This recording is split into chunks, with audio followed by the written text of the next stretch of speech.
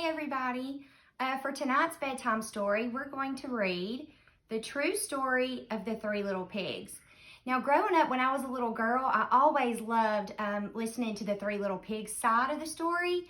This is the story from the wolf side. I hope you enjoy it. The True Story of the Three Little Pigs. I am the wolf, Alexander T. Wolf. You can call me Al. I don't know how this whole big bad wolf thing got started, but it's all wrong. Maybe it's because of our diet. Hey, it's not my fault wolves like to eat cute little animals like bunnies, sheep, and pigs. That's just the way that we are. If cheeseburgers were cute, folks would probably think they were big and bad too.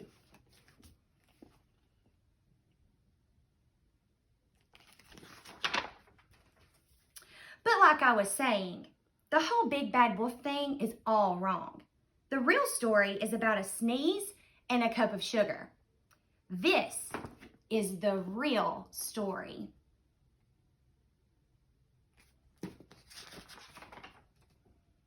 Way back in Once Upon a Time, I was making a birthday cake for my dear old granny. I had a terrible sneezing cold, and I ran out of sugar.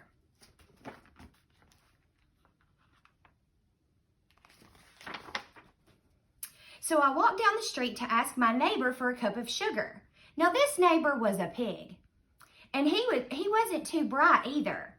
He had built his whole house out of straw. Can you believe it? I mean, who in his right mind would build a house of straw?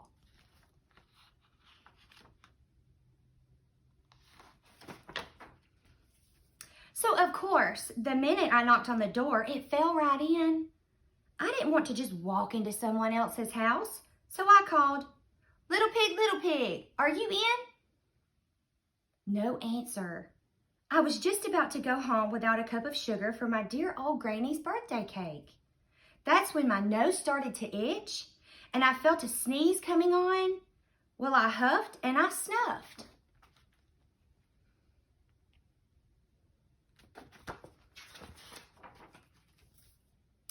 And I sneezed a great sneeze.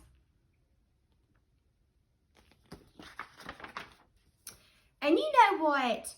That whole straw house fell right down.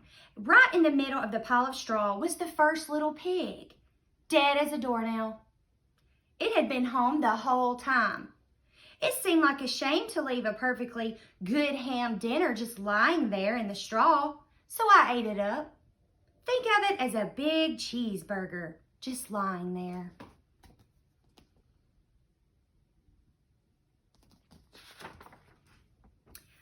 I was feeling a little better, but I still didn't have my cup of sugar, so I went to my next door neighbor's house. This neighbor was the first little pig's brother. He was a little smarter, but not much. He had built his house of sticks. I rang the doorbell.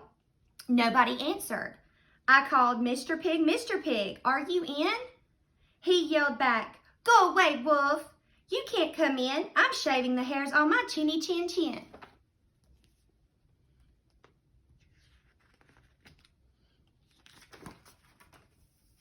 I had just grabbed the doorknob when another sneeze was coming on. Well, I huffed and I snuffed and I tried to cover my mouth, but I sneezed a great sneeze. And you're not going to believe it, but this guy's house fell right down, just like his brother's. When the dust cleared, there was the second little pig, dead as a doornail. Wolf's honor.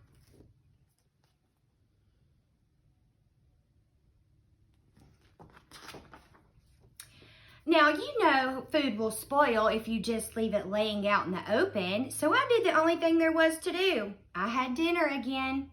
Think of it as a second helping. I was getting awfully full, but my cold was feeling a little better, and I still didn't have that cup of sugar for my dear old granny's birthday cake. So I went to the next house, and this guy was the first and second little pig's brother. He must have been the brains of the family because he built his house out of brick. I knocked on the brick house and no answer. I called, Mr. Pig, are you in?" And do you know what that rude little porker said? "Get out of here, wolf. Don't bother me again.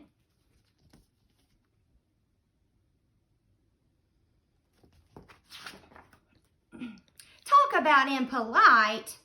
He probably had a whole sack full of sugar, and he wouldn't give me one little cup for my dear old granny's birthday cake. What a pig. I was just about to go home and maybe make a nice birthday card instead of a cake when I felt my cold coming on. Well, I huffed and I snuffed and I sneezed once again. And the third little pig yelled, "And your old granny can sit on a pin."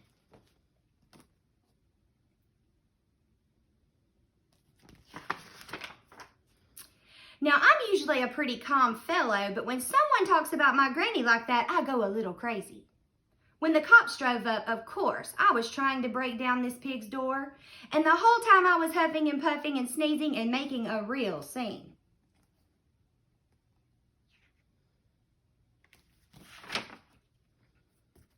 The rest, as they say, is history.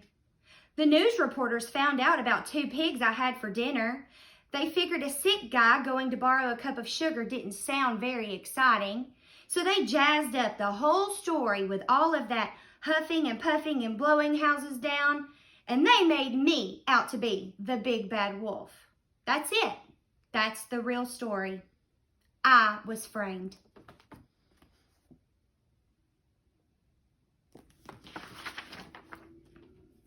But maybe you could loan me a cup of sugar? I hope you all enjoyed the book, and I hope you have a great night. Bye, everybody.